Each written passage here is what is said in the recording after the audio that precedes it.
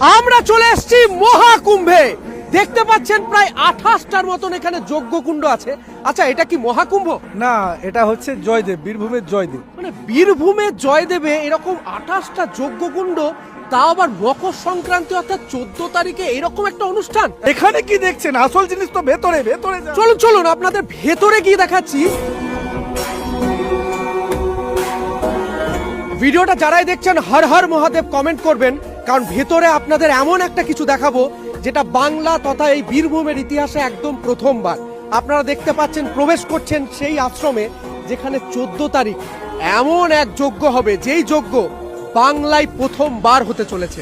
প্রবেশ করছি আমাদের সেই আশ্রমে, যে আশ্রমে প্রথমেই দেখতে পাচ্ছেন এই যে এত সুন্দরভাবে আশ্রমটাকে সাজানো হয়েছে। ভিতরে আছেন প্রতিষ্ঠিত শিবলিঙ্গ, আপনাদের সেটাও দেখাবো।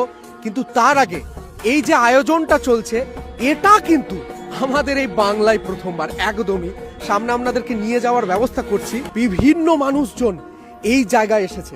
হ্যাঁ, এখানেই আছে সেই প্রতিষ্ঠিত শিবলিঙ্গ। আপনার শিবলিঙ্গ দর্শনের মধ্যে দিয়েই বলবেন হর হর মহাদেব, হর হর মহাদেব।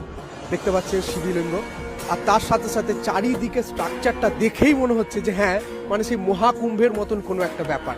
আপাতত এই আয়োজনটা 14 তারিখের জন্য চলছে, কিন্তু আরো বড় থেকে বড় আয়োজন হবে আরো ভবিষ্যতে। তবে আরো ডিটেলসে জানার জন্য আমাদের এখানে মা আছেন। আচ্ছা মা, এখানে এত বড় একটা আয়োজন কেন হচ্ছে? দেখুন, আমাদের আয়োজনটা কিন্তু শুধু এবছর না, আমাদের কিন্তু প্রতি বছর আয়োজন হয়। আমাদের 2012 থেকে আশ্রম হয়েছে। 2012 এপ্রিলে এই আশ্রমের উদ্ঘাটন হয়েছিল। তারপর থেকে মানে এই আশ্রমে প্রত্যেক বছর এই জয়দেব মেলার সময় আমাদের মকর মেলা চলে। সুতরাং এটা কিন্তু নতুন নয়।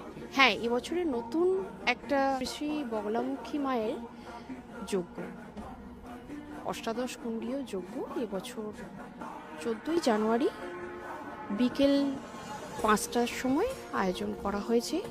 প্রত্যেককে সাদর আমন্ত্রণ রইল, সবাই আসবেন। আচ্ছা, ভারতবর্ষে এত এত জায়গা থাকার পর শেষমেশ বাংলাতেই কেন, আর কোন প্রতিষ্ঠান থেকে হচ্ছে এটা?